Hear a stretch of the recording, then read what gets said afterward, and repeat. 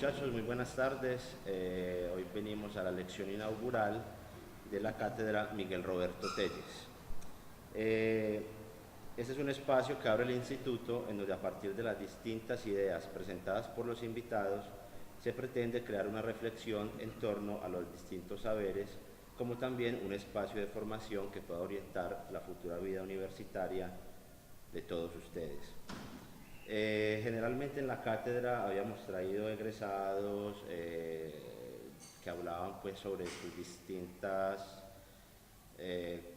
digamos experiencias profesionales y vivenciales. Hoy pretendiendo también generar un espacio de discusión en torno a la literatura y a la escritura, hemos decidido contar con la amable presencia del profesor David Gil y del profesor Gilmer Mesa. Una corta presentación: el profesor David Gil es egresado del Instituto de Filosofía con una maestría en escrituras creativas de la Universidad de Nueva York y también se encuentra realizando un doctorado en este momento, además de una maestría en literatura colombiana, ¿cierto?, de la Universidad de Antioquia propia. Él es el ganador con su obra Colección de Tragedias y una Mujer del premio de la Cámara de Comercio de Medellín, que anualmente realiza una convocatoria a las obras escritas en la ciudad en cuento y en novela. El profesor es ganador de ese premio por su novela, así como también lo es el profesor Gilmer Mesa. Quisiera empezar por David.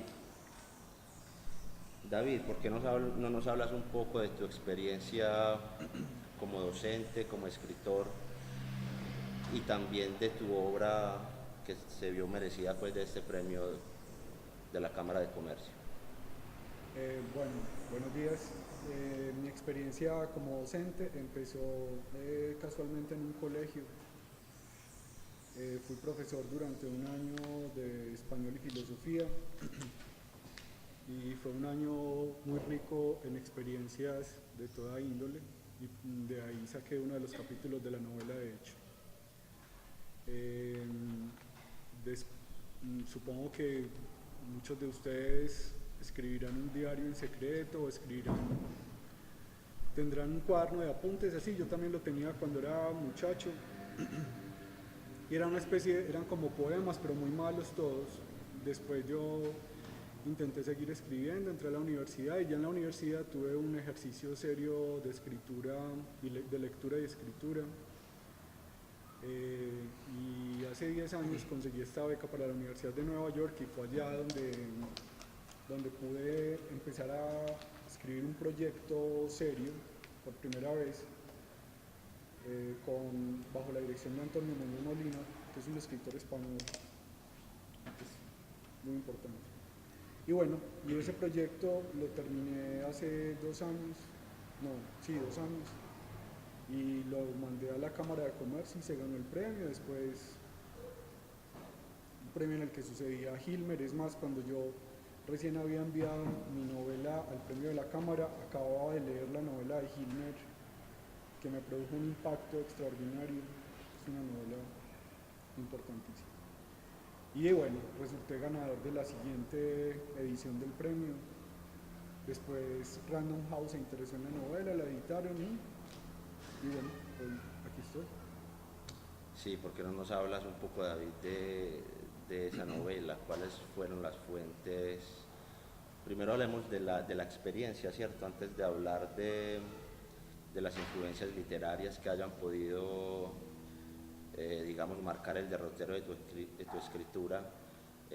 ¿Por qué no hablamos de la experiencia que generó la escritura de esta novela, que tiene un título bastante particular: Colección de Tragedias y una Mujer?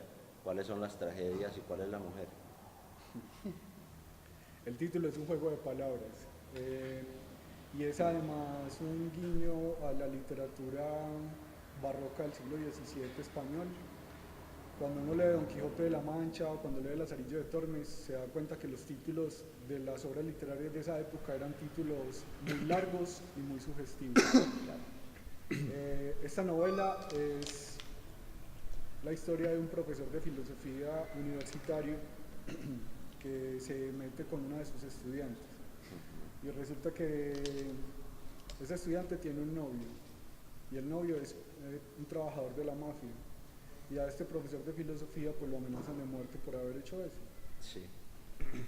Y le toca volarse para Nueva York. Entonces cuando este profesor está en Nueva York empieza como a contar, a narrar su vida con un ojo muy crítico. Este es un personaje como muy educado, muy culto, y entonces tiene una mirada muy enriquecida por la tradición literaria occidental. ¿No se escucha? No, se está escuchando muy bien. Entonces, lo vamos pasando. Bueno, les decía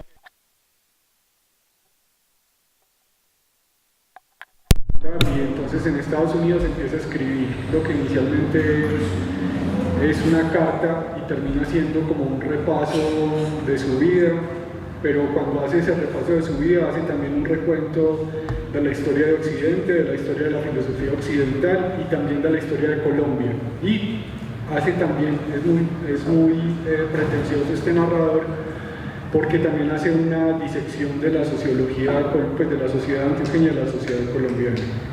Pero entonces el propósito del narrador es derogar o deconstruir o echar abajo todas esas instituciones culturales sobre las que se ha levantado Occidente, porque él pertenece a esas instituciones culturales. Pero sabe que si no se deroga a sí mismo primero, es decir, que si no se deconstruye a sí mismo primero, será imposible deconstruir todo lo demás. Y entonces por eso él es objeto de su propio sarcasmo y de su propia ironía, que es la herramienta como más relevante de esta novela. Y bueno, termina con una imagen sobre la muerte, porque toda la novela gira pues alrededor de esa tensión fundamental, Eros Thanatos o muerte amor, que es la tensión fundamental de la vida humana. Pero este narrador no soy yo, este es un personaje que yo me inventé. Lo que pasa es que casualmente a este narrador le pasan algunas cosas que también me pasaron a mí, pero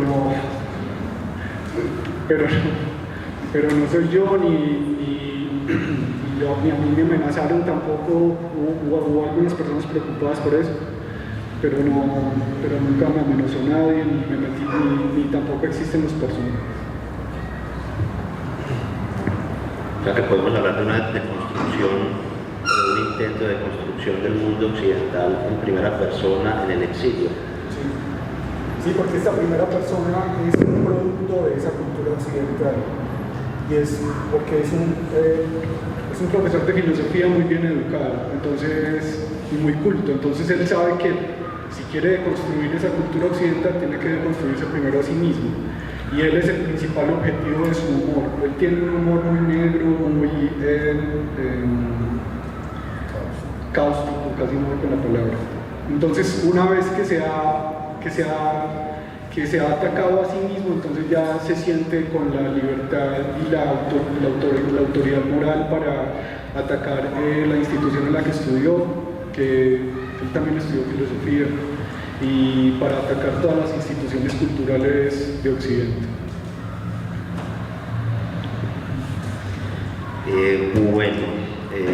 Yo quisiera ahí hacer un pequeño paréntesis sobre el estilo de la novela, porque si es una obra escrita en primera persona por un extranjero, porque el narrador está en el centro del mundo, en Nueva York, ¿cierto? Que es como la cúspide de la civilización occidental, o al menos lo es en el siglo XX. Un escritor de Medellín, me imagino, ¿cierto? Un escritor de la periferia, un escritor con cierto grado de ilustración, ¿cierto? Hablábamos del Quijote, de esos títulos largos, pues, de cada capítulo del Quijote. ¿Cómo haces para reconciliar el lenguaje en primera persona, que generalmente suele ser un lenguaje descentrado? degradado, un lenguaje cotidiano? ¿Cómo se hace para conciliar ese barroquismo del que nos cuentas con un escritor del siglo XX, sobre todo un extranjero, un español o un hispanohablante? La clave está en la oralidad y en el sentido del humor. Son dos claves fundamentales en esta novela. Esta novela se sabe heredera de una tradición literaria muy específica en Antioquia que empieza con Tomás Carrasquilla, que podríamos decir que sigue con Manuel Mejía Vallejo, y que tiene su punto más alto, me parece a mí, con Fernando Vallejo, autores que yo he leído incansablemente. Y entonces, conociendo esa tradición, yo quería escribir una novela que se inscribiera en esa tradición. Entonces, para esa tradición la oralidad es muy importante. Pero oralidad no quiere decir que uno pueda escribir como habla. Eso es imposible que alguien pueda escribir como hable, porque cuando nosotros hablamos tenemos una cantidad de gestos que no podemos incluir en el texto escrito. Levantamos las cejas, movemos las manos, en fin. El texto escrito es un texto silencioso. Entonces el ejercicio del escritor consiste en recuperar todos los matices verbales y llevarlos al texto escrito. Cuando uno lee la literatura del siglo español del siglo XVII, el barroco español, curiosamente uno se da cuenta de que el español de Cervantes, no el de Góngora, ni el de Lope de Vega, ni el de los barrocos culteranos, porque ellos su intención era precisamente escribir con un lenguaje demasiado oculto, pero cuando tenemos, por ejemplo, Don Quijote de la Mancha o El Lazarillo de Tormes, nos damos cuenta que el lenguaje atiende mucho a la oralidad y que además, por el hecho de ser barroco, los textos tienden a desperdigarse un poco de una idea clásica de novela que cuenta una historia. Mi novela no cuenta una historia. No me interesan las novelas que cuenten una historia, porque entonces para eso me veo la película. Me interesan las novelas que no puedan contarse. Los libros que no se puedan contar son los que me interesan verdaderamente, y quise hacer una novela así.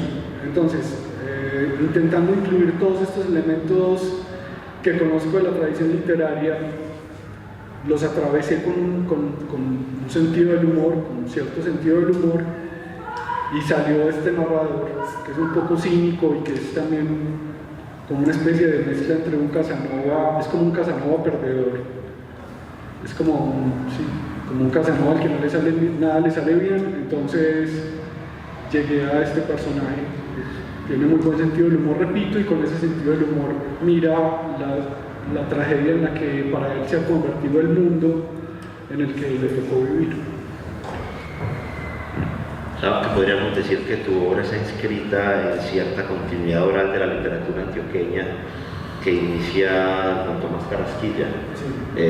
Si leemos la obra de Tomás Carrasquilla, vamos a ver precisamente a Carrasquilla se lo consideraba, o al menos los lectores españoles que lo leyeron en su tiempo, lo consideraban como el Cervantes de América, precisamente porque logra captar en un lenguaje elaborado la oralidad del pueblo, y muy importante lo del humor y la ironía, que en Tomás Carrasquilla es patente, pues, y forma como el núcleo de toda su obra. Le vamos a dar la palabra a Gilmer. Él también se ganó su libro La Cuadra, se ganó el concurso de la Cámara de Comercio en la modalidad de novela, y es un relato muy particular, pero bueno, no va a ser yo quien hable de él, sino que invito a Gilmer a que nos cuente un poco sobre esta novela. Bien, buenas tardes. ¿Qué les digo? Es una novela sobre la Medellín de finales de los 80 y principios de los 90, sobre una cuadra de Medellín, de un barrio del que yo soy, que es Aranjuez, y de todas las cosas que pasaban ahí, digamos, todas las historias que se fueron entretejiendo, de los amigos, de las muertes, y finalmente de la muerte de mi hermana mayor, que ocurrió en el 91. Entonces es como una novela que recoge todas mis primeras impresiones del mundo y lo que es crecer en un barrio popular atravesado por muchos sentimientos importantes como la lealtad, el amor, la amistad y la muerte. Nos decía David ahorita que no era una novela autobiográfica, aunque hay cosas que le suceden al narrador y a David también. Claro, porque la literatura, la materia esencial de la literatura evidentemente es la experiencia. Uno no puede escribir de lo que no sabe. Hilmer, sin embargo, en tu novela veo una experiencia claramente autobiográfica, ¿o me equivoco? Sí, se equivoca. No. Es decir, todas las historias que yo cuento ahí fueron cosas que pasaron en Medellín en esa época, pero que no ocurrieron exactamente como en la novela. Tiene un capítulo que es sobre la muerte de mi hermano, en el que ese sí pues casi que relaté fue todos los recuerdos que tenía yo de lo que ocurrió exactamente esa noche y al otro día.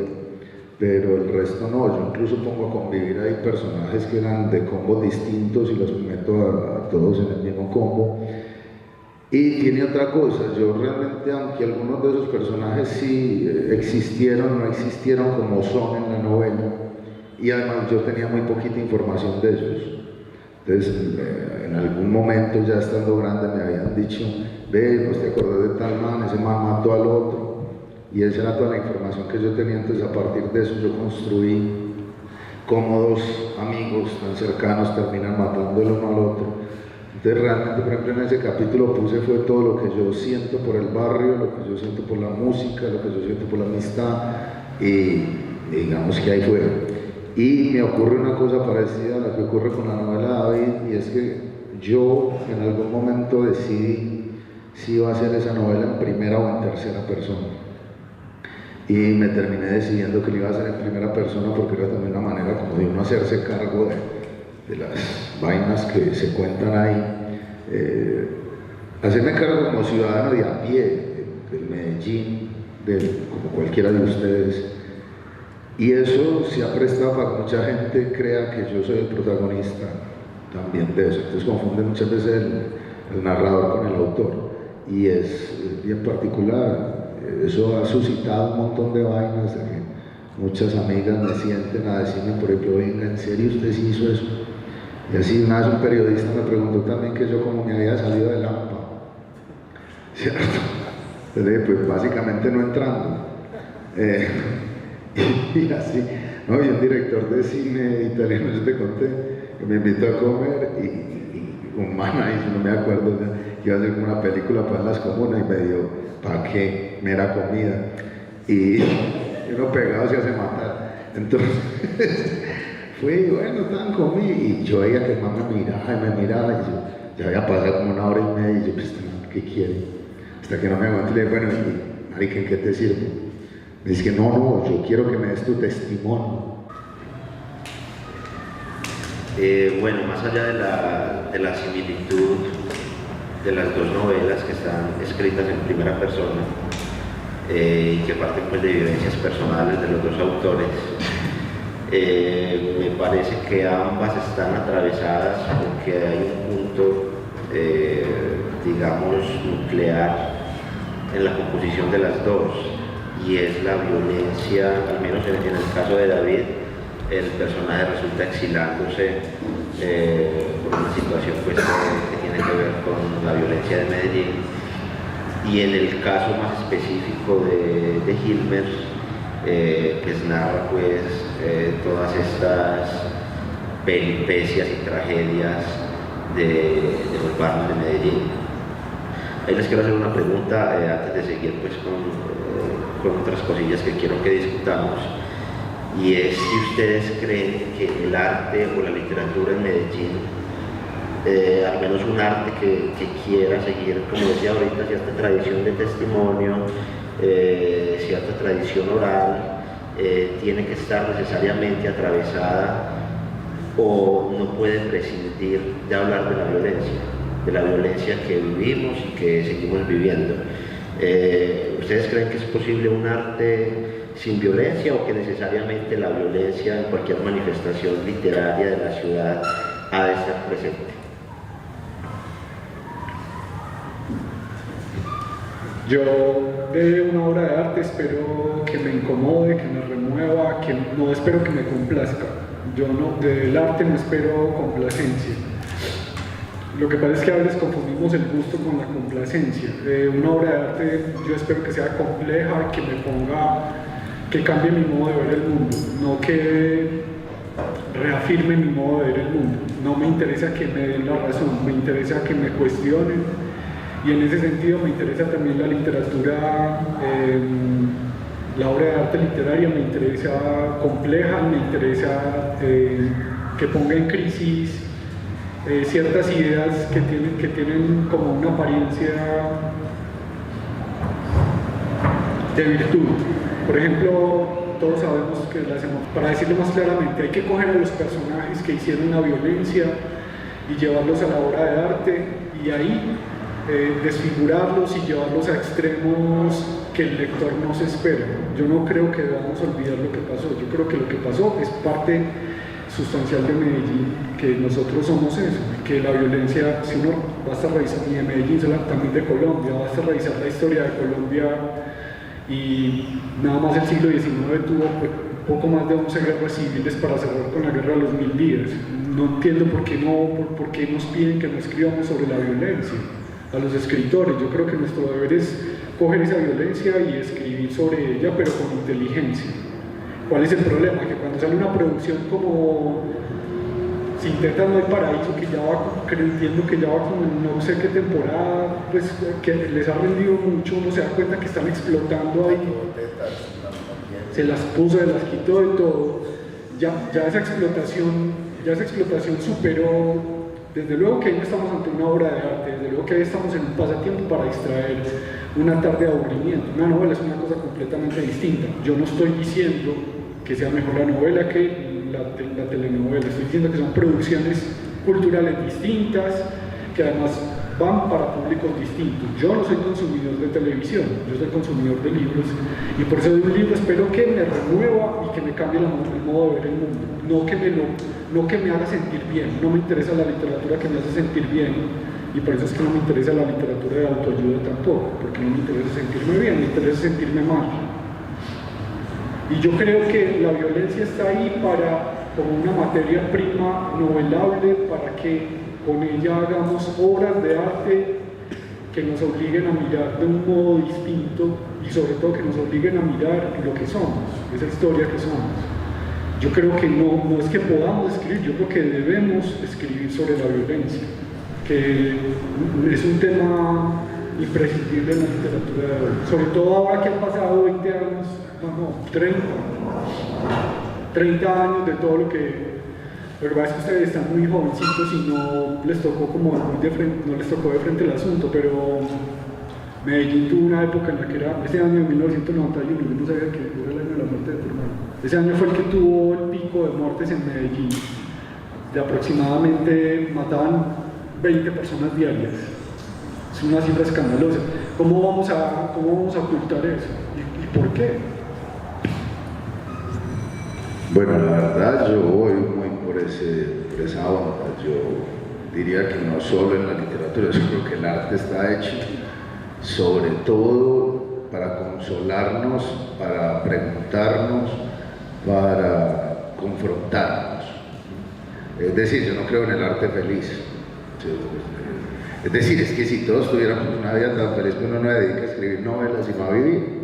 Si la mujer no lo deja, si no le roban en la calle, pues marica, dedícase a vivir con una mujer bien feliz. A mí me gusta el arte que sirve, a mí me gusta la música que me consuela cuando la mujer me dejó, ¿cierto? A mí me gusta José Alfredo Jiménez, está llevado por todo, dice no tengo trono ni reina ni nadie que me comprenda, pues sigo siendo el rey.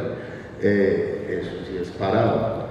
Y yo, llevándolo pues o haciéndolo extensivo a todo, yo creo que el arte de hecho tiene una función única y es expresar el tiempo en que vivió el artista.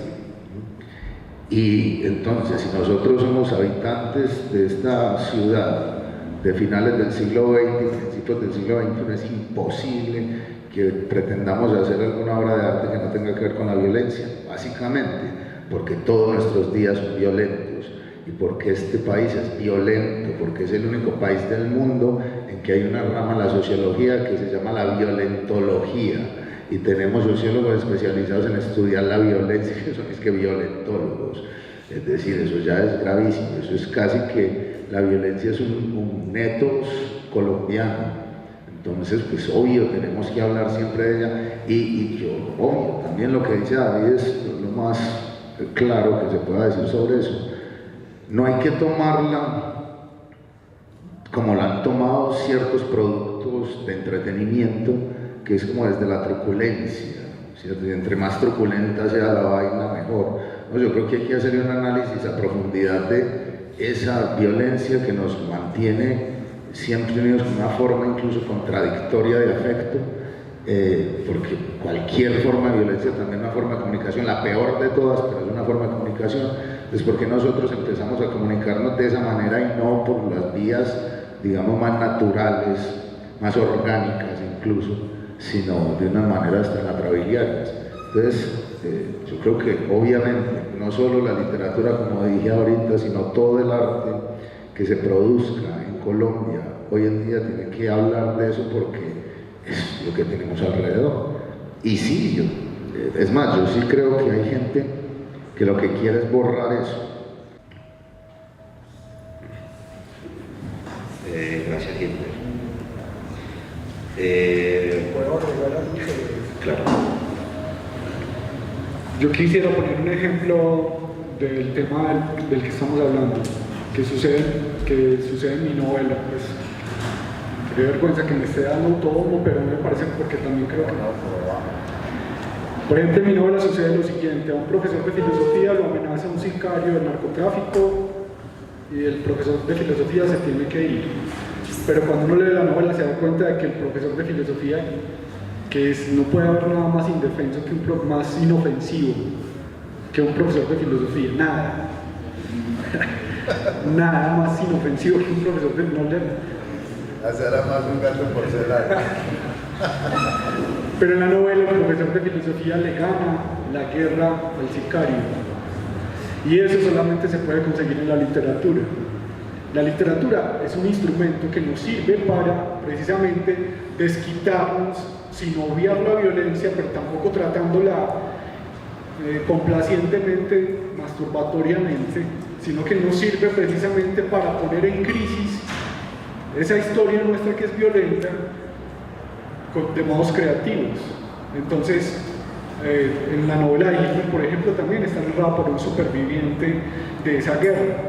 Todos esos personajes tan machos que eran, tan bravucones que eran, y finalmente, ¿quién los sobrevivió? El pitufo que está en la fotografía.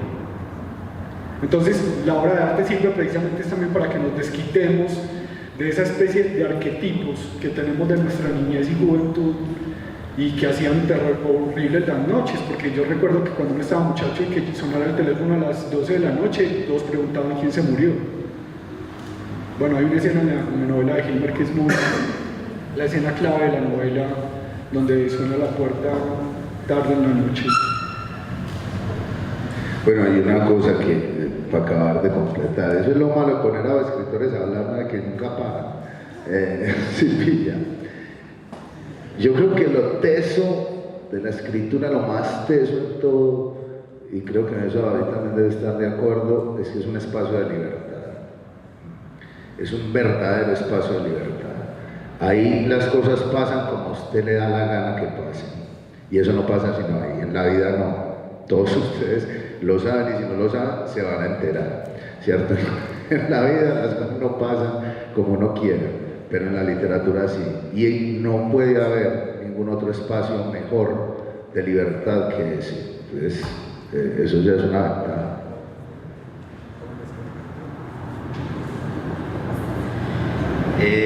Me parece importante lo que dices, David, en cuanto hablas de una especie de arquetipo arquetipo social, ¿cierto? En el que más o menos todos estamos insertos y al que hay que responder de alguna manera. Y algo que también que veo en tu novela y que veo también en la novela de Hilmer es que tampoco son construcciones maniqueas, ¿cierto? No se puede decir que el profesor de filosofía es el bueno y que el novio de esta muchacha es el malo, ni tampoco en la novela de Hilmer podemos decir que aquellos jóvenes que por tales o cuales circunstancias fueron llevados o arrastrados digamos a este mundo fácil, de la violencia fácil al principio, fácil en el que se va formando pequeñas pandillas, pero después cuando está la primera matanza, ahí es que se dan cuenta en qué realmente están metidos.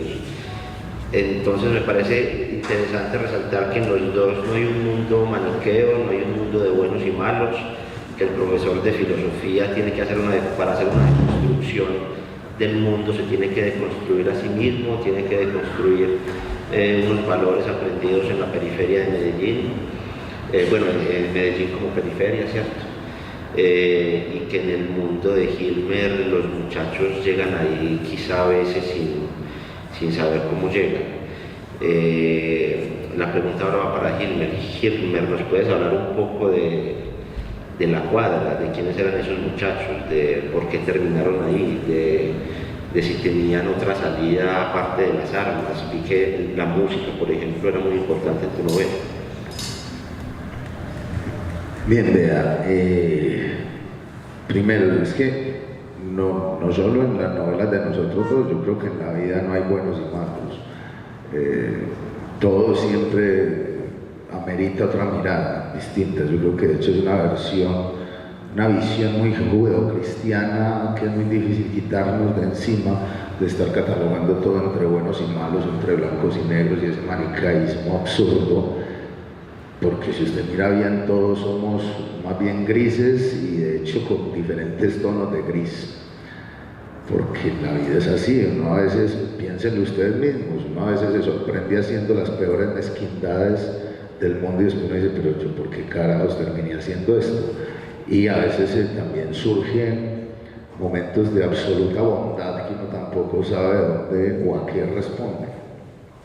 Entonces, pues como la idea, al menos en mi caso, era tratar de ponerme en los pies de algunos personajes, pues obviamente iban a tener también esa dicotomía y que a veces aparecen como buenos y a veces aparecen como malos, e incluso seguir hablando de buenos y malos es un término ético cristiano que a mí no me interesa nunca.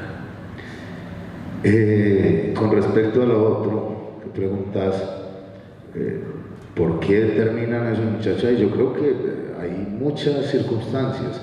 La primera es la que nos ocurre a todos en la adolescencia y es esa necesidad de pertenencia a algo. Todos necesitamos pertenecer a algo y cuando no se pertenece a nada, eso crea unas crisis de identidad terribles. Entonces uno busca siempre como cierta aceptación.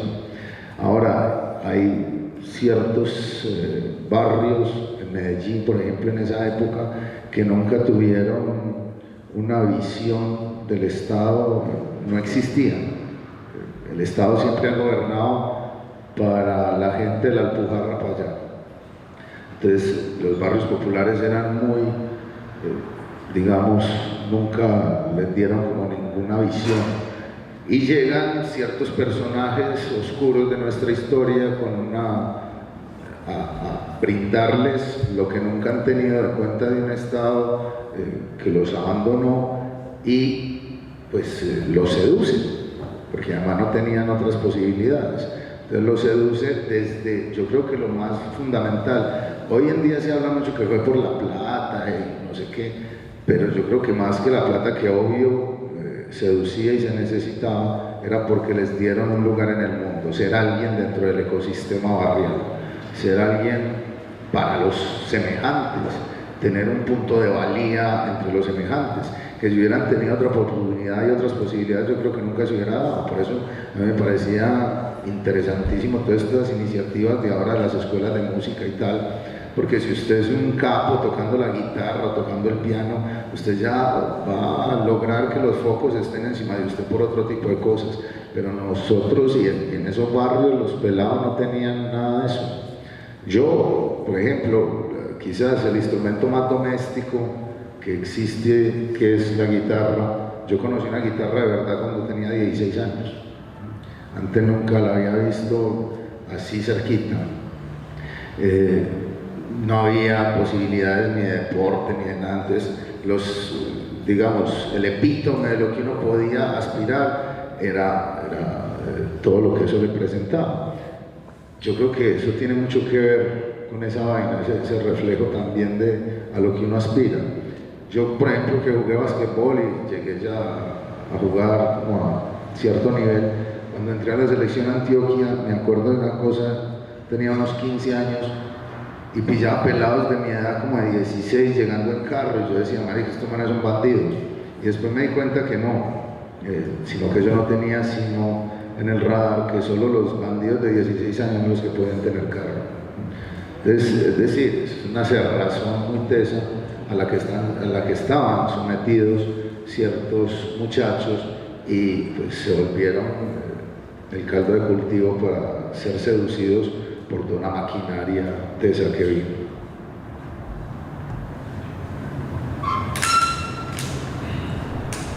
Las novelas narradas en primera persona tienen que tener, o al menos experiencias tan vivenciales como la que Gilbert nos está contando, tienen que tener cierta distancia respecto de lo que se narra. Bueno, hay una particularidad de los dos y es que los dos estudiaron filosofía, ¿cierto? Gilbert en la UPB y David en la Universidad de Antioquia. ¿Ustedes creen que para el ejercicio de escritura tiene que haber cierta distancia o cierta profundidad conceptual, o que un libro como La Cuadra o que un libro como el libro de David puede ser construido solamente a partir de la pasión narrativa? La pregunta apunta más hay una clara división, y la pregunta va para David, se puede dividir, hay una frontera difusa en tu obra entre la filosofía y la literatura, o vos crees que eso son simplemente, digamos, categorizaciones que se hacen para desconocer el valor de una obra o para simplemente catalogar dónde encontrar una obra? La pregunta es, ¿la literatura tiene una raigambre profundamente conceptual, filosófica, una raigambre que viene a enriquecerla, o la literatura, por el contrario, es un ejercicio más, digamos, de construcción vivencial, que no tiene que tener ¿cierto?, como este fundamento del concepto? Yo no creo que la literatura pueda prescindir de la filosofía. De hecho, creo que la filosofía es como una hija de la literatura. La filosofía, uno no puede decir que la filosofía se inventó en tal o cual momento, pero técnicamente hablando, lo que es la filosofía, que sería la ciencia dialéctica que se está planteada en el diálogo del sofista de Platón, es del siglo V a.C. y Platón tiene una herencia evidentemente literaria. Platón estaba muy influenciado por Eurípides, que era muy amigo de Sócrates, y entonces ahí había como un interés en dejar a un lado la teología y la mitología griegas y hacer una especie de literatura un poco más intelectual, si se quiere, o conceptual. Yo he notado que actualmente en la literatura colombiana hay un vacío, y es que la literatura colombiana está muy vertida hacia la exploración de vivencias, pero creo que el vacío, precisamente porque está volcada a esa exploración, hay un vacío en la exploración conceptual o en la exploración de las ideas por las ideas mismas.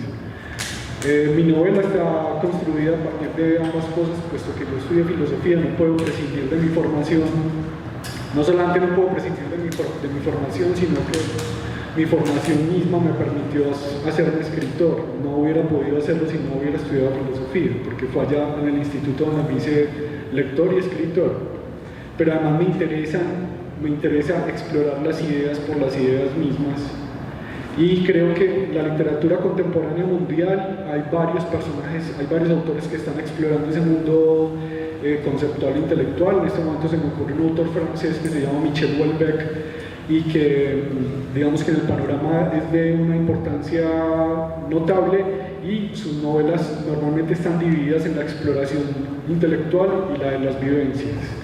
Yo siento que en la literatura colombiana hay un poco ese hueco y me interesa también explorarlo, porque Borges tiene un cuento que se llama El Inmortal, y en El Inmortal sucede que los hombres inmortales pasan mucho tiempo quietos porque no se pueden morir, pueden sentir mucha sed pero no se pueden morir. Y Borges dice que el gran placer de los inmortales era el pensamiento, que podían pasar mucho tiempo quietos, pero que no por eso eran ascetas, porque el pensamiento les reportaba gran placer. Yo siento que el pensamiento es una fuente también importante de placer y me interesa explorarla como material novelable.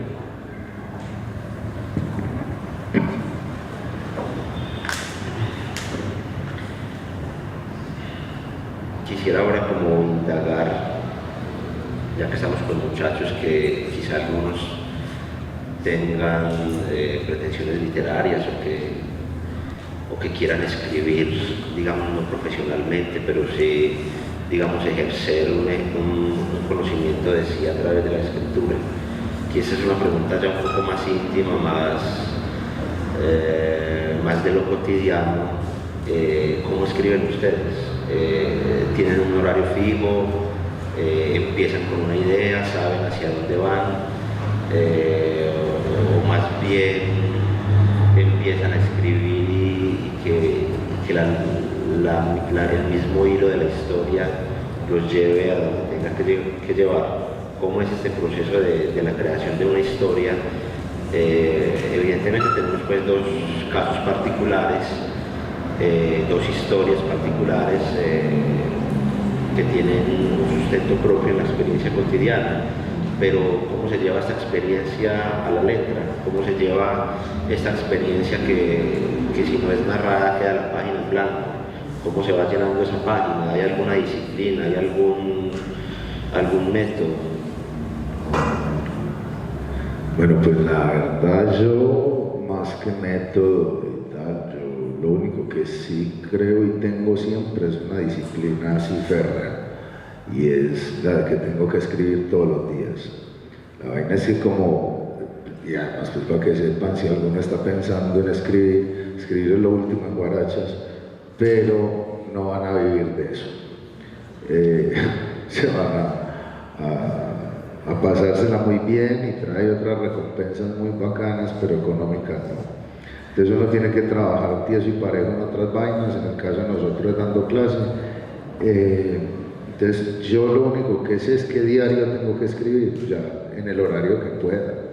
A veces antes de irme a trabajar, otras veces entre clases, otras veces cuando llegué a mi casa, otras veces mamá después de 12 horas de clase, entonces escribí uno o dos párrafos que después el otro día va a borrar, pero yo sí tengo como único, digamos, como único método el que escriba todos los días. Incluso cuando muy de vez en cuando paso un día sin escribir, me siento así re mal, como si hubiera pisado un perro o una cosa así terrible, y me acuesto mal. Pero aparte de eso, nada. Y lo otro es como con todo, es decir, escribir con lo que sea todo el tiempo y cualquier vaina. Ahora, a mí me han pasado de todo, porque he escrito muchos cuentos malos, he escrito algunas novelas, y a veces tengo como claridad de para dónde voy, o tengo ya el final y sé cómo, y en el camino voy viendo y metiéndole cosas y llego allá y llego melo. Y otras veces no tengo la más mínima idea, sino que tengo una idea y sobre esa idea empiezo y él se va escribiendo solo y después termina en una vaina que yo digo, marica, ¿cómo escribió esto? Sí, las musas, no sé, me atracaron, pero a mí me pasa como de todo, ¿no? Yo creo que lo único es mucho trabajo, darle todos los días. Yo no, pues te hablo de esta novela, cuando yo la empecé a escribir por una carta, cuando estuve en Nueva York me mandaron a escribir una carta, era una tarea que nos puso Antonio Muñoz Molina. Yo escribí la carta a una noviecita que había dejado y la carta funcionó porque la tuvimos después que leer en clase, los compañeros se rieron, pues, bueno, les gustó y yo seguí trabajando en la carta y yo me di cuenta que si yo no separaba la persona real a la que estaba destinada la carta de la carta misma, esa carta se iba a agotar en una carta y yo quería que fuera una novela. Entonces yo lo que hice fue enviarme a la novia básicamente y seguir escribiendo la carta que se extendió hasta tener 200 páginas. Yo no sabía en dónde iba a terminar, yo creo que yo escribo por oído, me dejo arrastrar de una primera oración, pues debe ser también como un tema que me gusta mucho la música, entonces cuando una oración me suena bien, me dejo arrastrar por esa oración y estoy muy pendiente de que lo escrito tenga buen ritmo, que tenga musicalidad. Musicalidad no quiere decir ritmo, porque yo por ejemplo soy muy malo para, no digamos escribir porque ni siquiera puedo, pero leer ritmo me cuesta mucho, me distraigo, no soy lector de la poesía rimada, pero la musicalidad no es necesariamente rima, sino que la musicalidad es cierto ritmo en la escritura. Ese es el modo con el que yo me oriento. Y con respecto a los hábitos, lo mismo me pasa que a Gilbert, a veces puedo escribir, no tengo una hora, uno a veces puede por la mañana, otras veces por la noche, otras veces me quedo pensando todo el día en un párrafo, en un verso, y lo soluciono al final de la noche y lo compongo y al otro día me doy cuenta de que estaba mal. Simplemente pasa así. Lo que yo no me permito de ninguna manera es la famosa crisis de la página en blanco o la crisis de creatividad. Me parece que ese es un gusto que se puede dar en el primer mundo. Nosotros no, nosotros tenemos que tener... Sí, igual que la depresión. Los pobres no nos podemos deprimir porque hay que ir a trabajar. Es algo parecido. Yo me siento y cuando tengo la página en blanco tengo que escribir y termino escribir. Creo que es un asunto de disciplina. Creo que ese tema de la página en blanco es más como una cosa de sentirse escritor, como de, ay, me quiero sentir muy escritor, entonces tengo página en blanco. Yo prefiero tener plomo en el culo y pasar 6 horas seguidas leyendo y después otras 6 escribiendo hasta que me salga apenas media página, no importa, pero forzarme a escribir.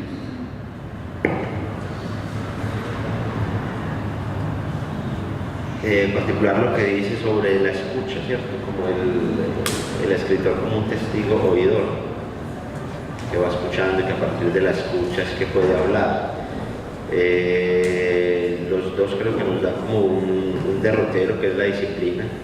Recordemos a Gustave Flaubert, por ejemplo, uno de los grandes del siglo XIX. Pues bueno, Flaubert era un burgués de Croisset, un pueblo en el norte francés que fingió un ataque, bueno, realmente Sartre hace un análisis sobre ese supuesto ataque que le da a Flaubert, un ataque nervioso, epiléptico, y que, bueno, Flaubert podía hacerlo, y que se va pues a su mansión de Croisset, y allí se puede pasar 12, 14 horas escribiendo. Y lo relaciono con lo que me dices, David, porque en la musicalidad de la frase, Flaubert escribía y se daba cuenta de si la frase le gustaba o no leyéndola, sino diciéndola en voz alta. Entonces hay en particular pues esa relación con la escucha, con el tiempo.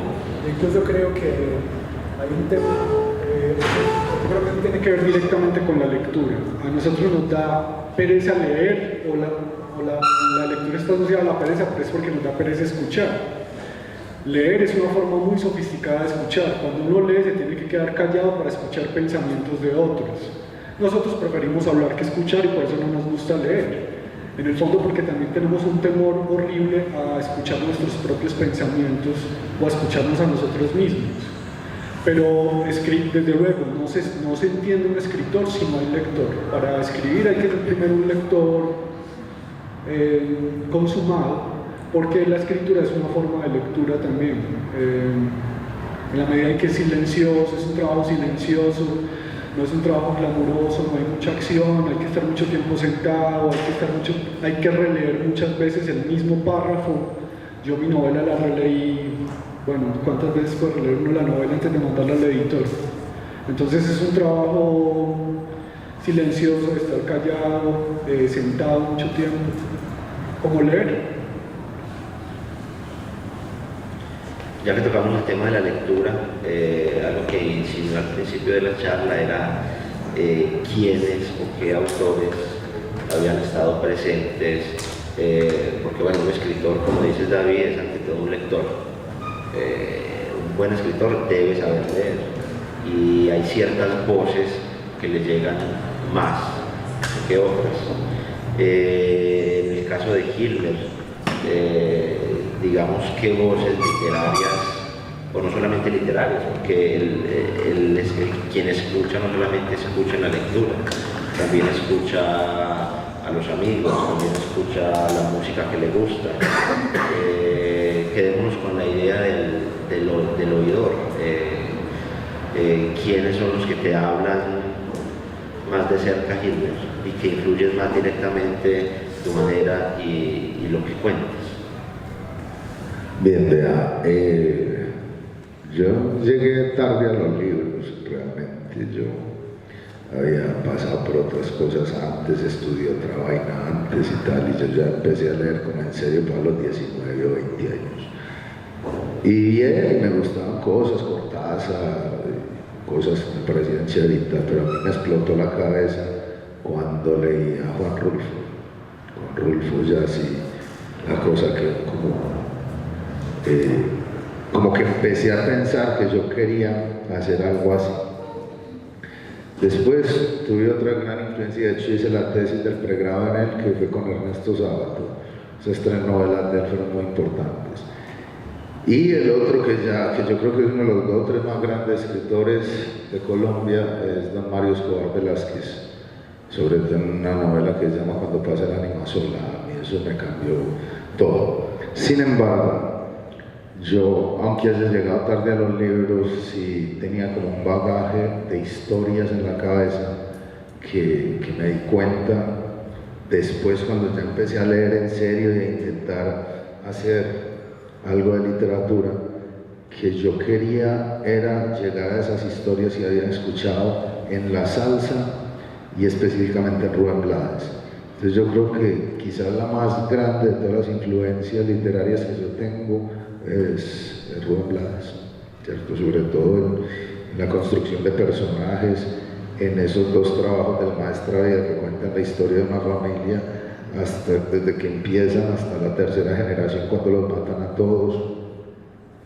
Entonces, es decir, a mí ya 100 años de soledad también me voló la cabeza, que me llama la vieja o la Maestra Vida, que a mí me parecen como los 100 años de soledad del barrio. Entonces, yo como en toda esa cosmogonía que se creó Rubén Blades, encontré de verdad que eso era lo que yo quería hacer en la vida, contar historias como las que contaba su mamá. Es difícil responder esa pregunta porque uno tiene siempre tantos autores. Uno tiene autores que son de consulta, es decir, autores que uno ya los leyó joven y a los que vuelve, pero para consultar. En el caso mío son Borges primero y después García Márquez.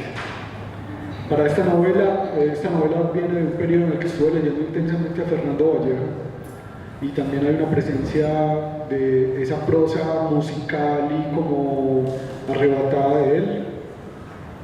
Pero también por otro lado están los filósofos, y en mi caso particular, filósofos de corte epistemológico, que aparentemente no tienen nada que ver con literatura, pero que tienen una disciplina en la exposición de las ideas que para mí fue muy útil, porque para mí cuando escribo es muy importante ser claro cuando escribo. No me interesa la oscuridad, no me interesa la confusión, me interesa la claridad. Entonces, Karl Popper en ese sentido, digamos que es muy orientador, a pesar de que son lecturas arduas, son lecturas muy difíciles, yo las disfruto mucho, porque son una especie de entrenamiento para mí y afinan mucho mi prosa. Es como el entrenamiento antes del partido. El partido sería la novela, entonces me entreno como leyendo literatura. En este momento estoy leyendo una novela precisamente de Michel Houellebecq, del escritor del que hablé hace un momento, una novela de 1991 que se llama 1998, que se llama Las partículas elementales. Yo de Houellebecq ya había leído otras dos novelas que son Su misión de 2015 y El mapa y el territorio. Este es un autor que a mí me tiene muy impresionado, una inteligencia que yo me gustaría escribir así como él. En particular lo que dices, David, sobre tu lectura de Popper como entrenamiento de estilo, y me recuerda que, por ejemplo, Stendhal, antes de sentarse a escribir, se ponía a leer el Código Civil francés, ¿cierto? Que le parecía pues algo diáfano, sin embelecos de ningún tipo. Les voy a hacer una pregunta y es una especie de comentario también. Yo creo que un escritor, hay un gran tema, que en cada escritor hay un gran tema que atraviesa su obra, ¿cierto? Digamos, como una preocupación central, que si bien tiene satélites que van orbitando ahí, digamos, hay un núcleo del cual se van desprendiendo sus páginas, ¿cierto? Podemos decir que Céline quiere retratar la infancia que le tocó vivir, la infancia pobrísima, miserable, o más bien la condición humana miserable que le tocó vivir en su infancia. Podríamos poner miles de ejemplos más, ¿cierto?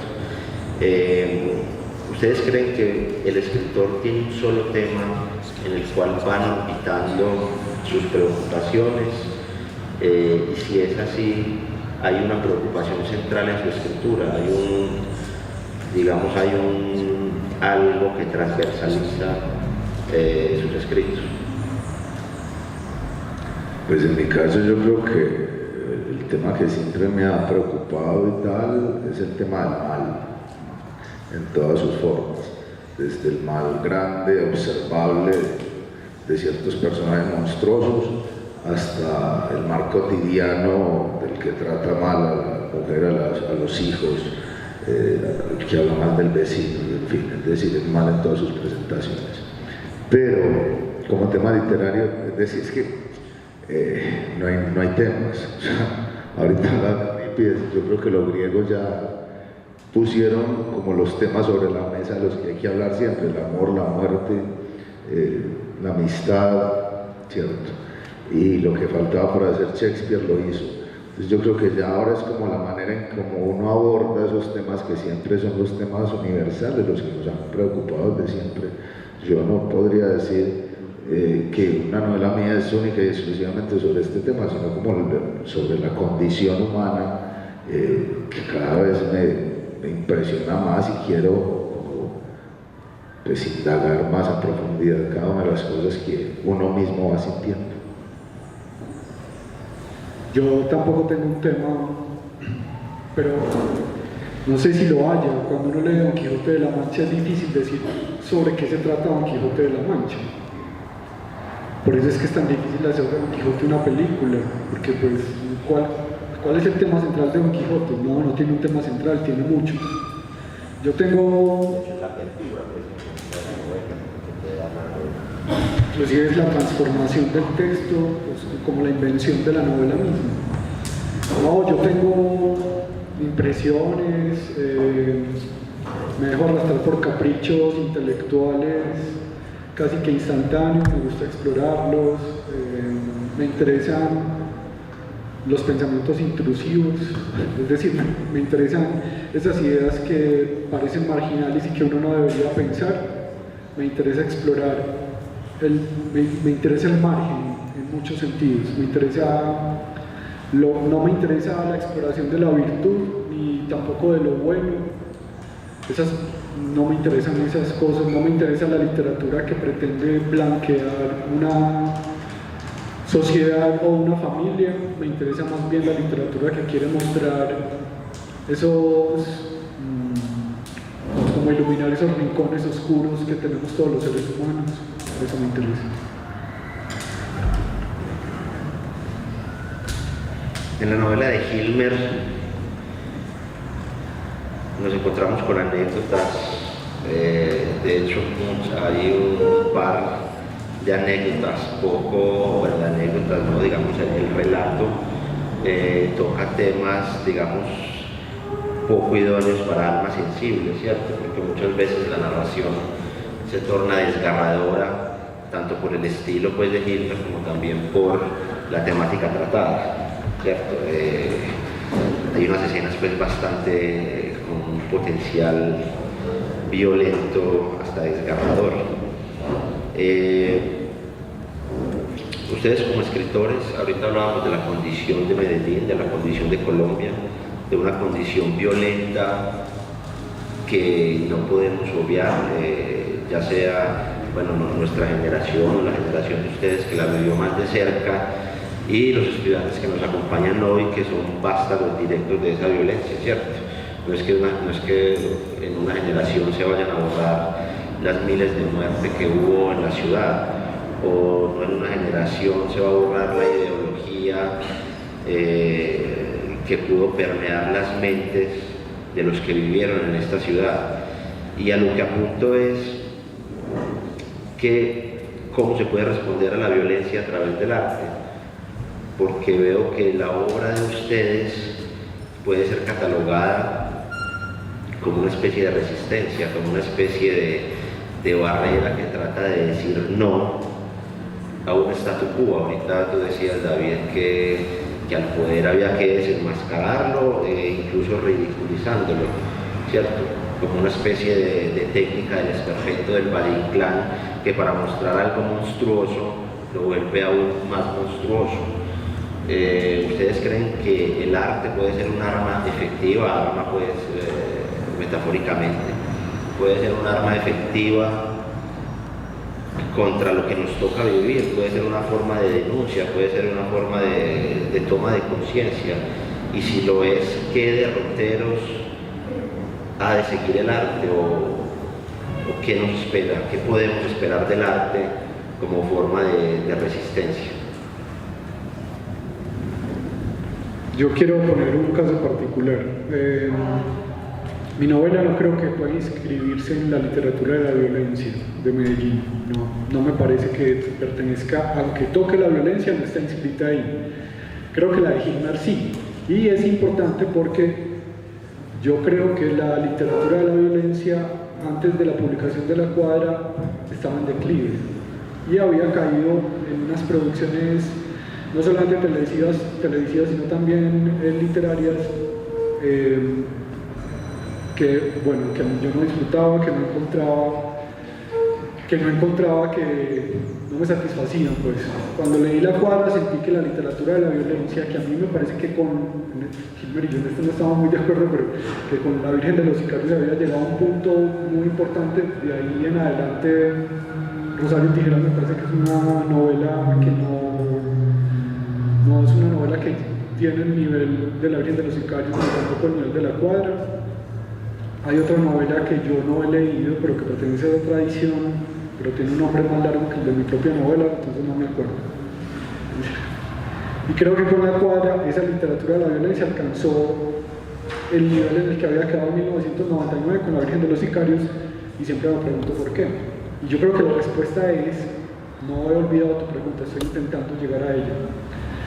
La respuesta es que el mecanismo que utiliza Hilmer en su novela es tratar a estos personajes que son tan abismalmente malos, tratarlos con ternura como seres humanos. No los juzga, ni los señala, ni los trata como si estuvieran en un estrado judicial, sino que los trata como seres humanos y se los muestra al lector con ternura y con compasión. Digamos que cuando yo leí La Cuadra, quedé muy mal durante unos días. Una de las cosas que me dejaron así fue este tratamiento de los personajes, y yo descubrí ahí una nueva estrategia literaria, Y yo creo que esa es una estrategia que funciona muy bien contra la violencia. Una es el profesor de filosofía que le gana la batalla al trabajador de la mafia, pero la otra también es el tratamiento tierno y compasivo de los personajes que hacen parte, hombre, pues de esa Medellín que le tocó recibir como todo ese influjo de la época del narcotráfico. Yo no creo que haya buenos y malos para volver a este punto, y en ese sentido tampoco creo que Pablo Escobar sea el malo. Yo no estoy haciendo una apología de Pablo Escobar, lo que pasa es que es muy fácil señalar a Pablo Escobar o señalar a los otros como malos, porque eso nos pone a nosotros en un lugar del bien, y esa es evidentemente una herencia católica. Como nosotros tenemos, digo, pues los católicos practicantes, yo no soy católico practicante ni católico, pero este es un país católico y los católicos tienen que comparecer al confesionario y subordinarse al Padre contándole sus pecados. Quien confiesa sus pecados tiene que desquitarse también señalando los pecados ajenos, y por eso nos gusta tanto señalar. Esa es una cultura la cultura colombiana en ese sentido es muy católica, y en ese sentido también es mezquina y chismosa. Esa idea de señalar. Yo no creo que la literatura deba prescindir del chisme. Por Dios, el chisme es una materia principal en la literatura. Pero hay un chisme que busca solazarse en la desgracia ajena o juzgarla, y hay otro chisme que busca más bien recrear compasivamente lo que le sucede al otro. Yo eso lo aprendí a la cuadra. Bueno, yo creo que vuelvo y repito como un poco la idea de ahora. Yo creo que uno desde el arte no solo logra resistir, sino que eso logra sostenerse después de muchos tránsitos malos. En el arte uno encuentra el apoyo que muchas veces no encuentra en ningún otro lado, precisamente porque yo creo que, o sea, voy a decir una cosa que no se puede probar, pero yo creo que todos los que consumimos arte entendemos un poco mejor al ser humano, porque nos hemos sabido poner en los zapatos de muchas personas. El que lee una historia y se apasiona con ella, el que ve un cuadro y se conmueve, el que ve una película y entiende lo que está pasando y de alguna manera se está metiendo en el rollo de cada uno y está entendiendo que cada ser humano tiene una cosa importante. Entonces nos está humanizando y nos hermana desde ese sentimiento humano, que es tal vez la única manera que yo creo en que nos hermanamos. Y el arte, de alguna manera también, sobre todo en ese reconocimiento que les estoy diciendo, nos crea un simulacro muy fértil para que nos podamos entender. Desde ahí yo creo que el arte no solo sirve para resistir, sino para sostener.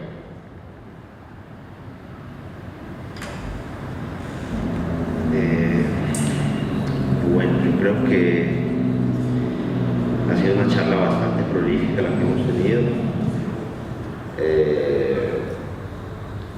Y respecto a lo que dices, Gilmer, me parece que el arte también como un Bildungsroman personal, ¿no? Como una especie de crecimiento. El Bildungsroman es un género pues, de novela o de escritura principalmente practicado en Alemania, y es el descubrimiento personal, ¿cierto? Cómo va evolucionando el personaje a través de toda la obra.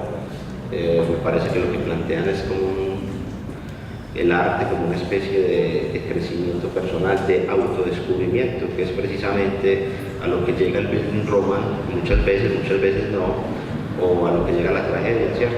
Cuando llega el último momento que el héroe se da cuenta de quién es y de para dónde va y de dónde viene. No sé si quieran agregar algo más. Bueno. Entonces, pasemos a una ronda de preguntas. Si alguien tiene una pregunta que hacerle a los dos invitados de hoy, adelante.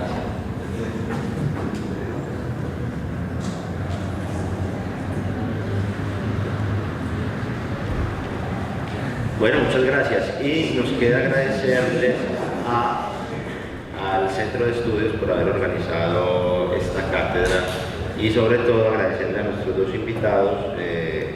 Muchísimas gracias por sus palabras y por haber venido y haber compartido con nosotros lo que hacen. Quizá uno nunca sabe qué fuego puede despertar por ahí sin saber, y ojalá alguno, o espero que a todos les haya tocado lo que nos dijeron hoy. Muchísimas gracias.